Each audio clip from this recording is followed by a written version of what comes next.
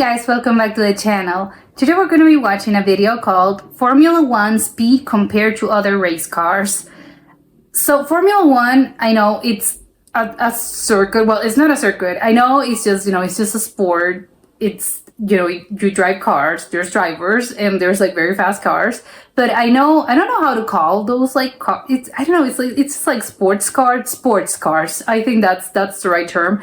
But I know that Formula One is like probably the most famous, I would say. I don't know. But obviously I know there's also NASCAR and probably I don't know what others are. But I think the most famous ones are probably in the US is probably NASCAR, and I think Europe and probably like the rest of the world it's probably Formula One. That's my perspective. I don't know, but that's what I think. And yeah, but they're very like different cars from what I've been able to see. The Formula One cars are like very like I think they're smaller. They're like sleeker. They look like pretty futuristic cars. They don't look like normal cars. And I think the NASCAR cars are more maybe like sturdier. I don't know if that's the right term, but they look more like a sedan type of model. Obviously they're modified. It's not like a regular car, but they look more like a regular car. But Formula One cars are like very like weird looking. They look like an insect, like a spider. They have like this giant wheels and there's like very small cars. Almost like kart racing or something like that. But probably I'm guessing it's because it makes them it's probably like lighter weight, so it makes them faster. But I don't know. I'm not an engineer, so I don't know. But I don't know. I would guess that probably that's why they're faster. But maybe this video is gonna prove me wrong, and it's gonna be like, no, NASCAR cars are faster, or maybe some other type of race car that I don't know, I have no idea. Maybe that's the one that's faster. But I would guess it's like Formula One is probably like the fastest one. I don't know. So let's check this out and comment, like, subscribe, and start. Formula cars, GT cars, prototypes, stock cars, and superbikes. Okay, so there's so many. Disciplines produce very different machines, all with different strengths and weaknesses. But how do they stack up? Which would win in a quarter-mile drag race or a top speed run? Oh my God, yes, I'm wondering. The biggest question I have is which would win in a race around a circuit? And like against each other. So first, that would be pretty cool. Cars, starting with Formula One, our benchmark There's so many. for this test. These cars have over 1,000 horsepower and weigh around 800 kilograms in race trim. But as we know, they're tuned for maximum corner speed with lots of downforce, and so this may hinder it in a straight line, but pay dividends around a lap. Oh, of course. Okay, so makes sense. With very similar weight, but with less aero and less power, with around 620 Yeah, it's smaller. Horsepower. Then we have its baby brother, the Formula 3 car. This there's Formula 3. Much less weight. Then we have IndyCar, Formula One's American cousin. Similar in weight to a Formula One car, but with a bit less power. Indy However, they is are like much more the slippery equivalent in a straight line. Then we have Formula E, much less power than other Formula cars, more weight but instant torque. These are very much designed for smaller, twistier street circuits. And that's our lot for Formula cars. Next are the GTs. So we have the three classes that will be racing at Le Mans this year. The new hypercar with a hybrid system powering all that looks wheels straight out has around of like 670 the future. horsepower. Then there's it's LMP2, heavier. very close behind with 600 horsepower. Oh my God, these cars look like alien cars. Then there are the GTE cars, which have 550 horsepower and weigh around 1,200 kilograms. On the face of it, they look very similar to our next competitor, the GT3 car, but they're made to be extremely slippery for the long straights at Le Mans. Oh, they're slippery. The GT3s have a little less power than the GTEs, but have much more air, heavier. and so might not be far off in terms of lap time. Then comes the DTM cars, the German Touring Car Championship. These are actually very similar to GTEs, so we'll see how they stack up. Then we have NASCAR, which are obviously designed with NASCAR in mind, but are racing on many more road circuits in recent years. And then finally we have MotoGP. Of they course, have incredible motos. power to weight Like ratios, bikes. but may lose out around the corners as there's much less rubber Oh my God, on the road. that's so scary. He's like touching the ground. And the first test is a 0 to 100 kilometers an hour. It wraps up the car's traction, power, torque, and weight all in one test. However, most cars actually aren't great at this. For example, a modern Tesla could give a Formula One car a good run for its money. Race cars tend to have very small, light clutches that aren't particularly good at launching. But anyway, that's a clutch. What do you think will win? Obviously, no one has done this combination in real life, so we've stacked them up in the virtual world and compiled all of their times to see which would come out on top. Okay. I guess Formula One. Oh, no? The winner is actually pretty so surprising. The fastest is the hypercar.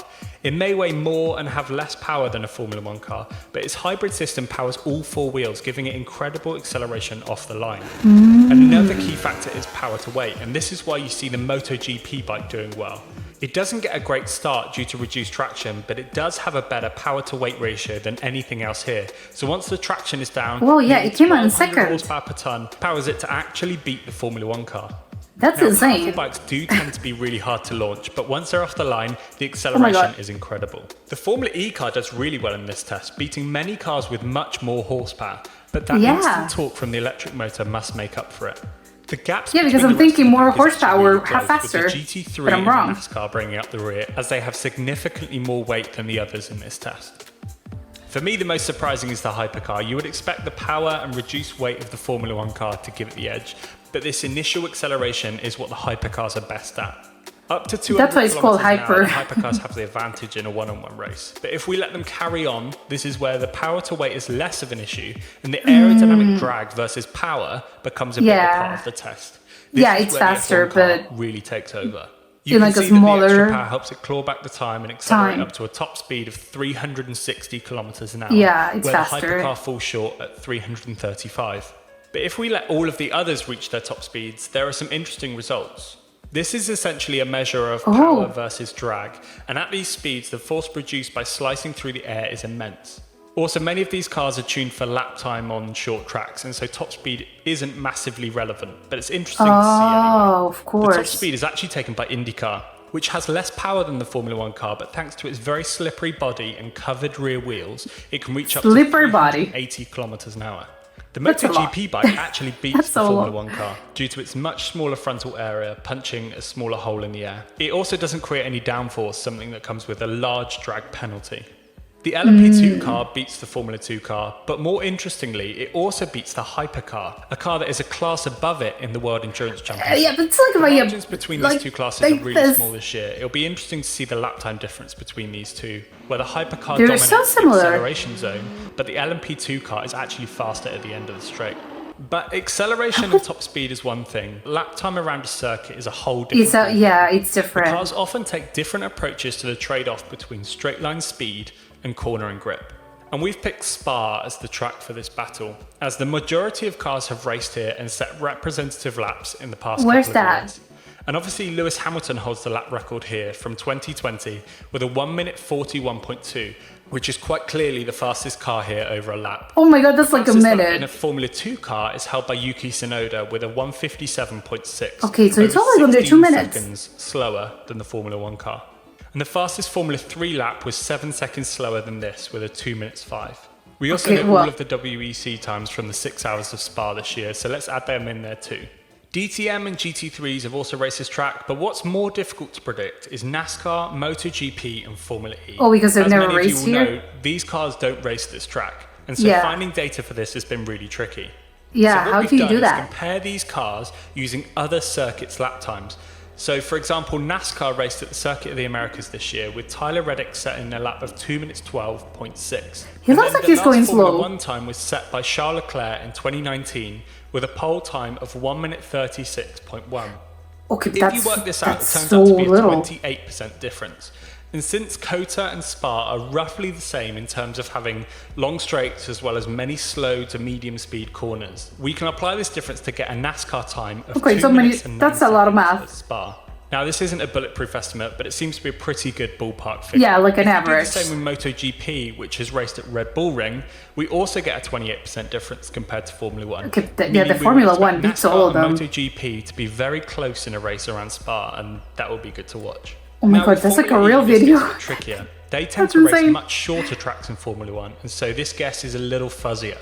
The Formula E and Formula 1 times around Monaco have a difference of 23%, but this being a very short stop and start track, this wouldn't be massively representative around Spa, where the long straights would punish the Formula E car. Yeah, of This would make course. the lap time around 2 minutes 4, which seems much too fast. We would probably expect around a 2 minutes 10 to 2 minutes 20. Oh, so it's we went lower. looking for some more data, and interestingly, Jimmy Broadbent has lapped both the Formula E cars and the Formula 1 car around the Nordschleife in the sim. This track has long straights, slow corners, and everything in between, and much more representative of Spa. Interestingly, Swiss this has percentage everything. comparison works out as exactly a lap time of around 2 minutes 10. Definitely a ropey estimate, but it gives us a good idea. Formula Okay. 1 may have beaten IndyCar on a circuit, but what would Yeah. happen if the roles were reversed and they raced on an oval? Click here to find out. Thank you Oh, very much okay, for yeah, watching, like the and other we'll way catch you around. in the next one.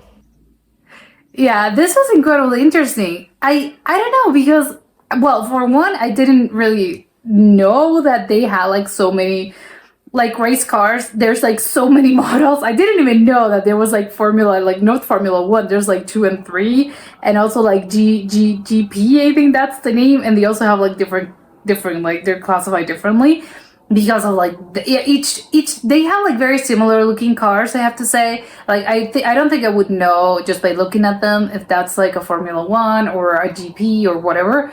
But they're very like similar because they're similar looking. I think maybe you have to be like very attuned to this to like know the difference between one and the other. That there are some technical differences, and I'm guessing if you're like driving them, of course you're gonna notice the difference. But it was an interesting comparison. I don't know because I'm surprised because I would think like, oh, like Formula One is gonna be like the fastest, but not necessarily, which I'm surprised because, and that I think that shows like how little understanding probably, you know, but maybe a lot of people have about this because it's not just about like the car, like the horsepower, because you're thinking, oh, that has like so much horsepower, of course it's gonna be the winner. But it's like, no, not necessarily, because you have to take into account like so many things, and that's where the math comes in.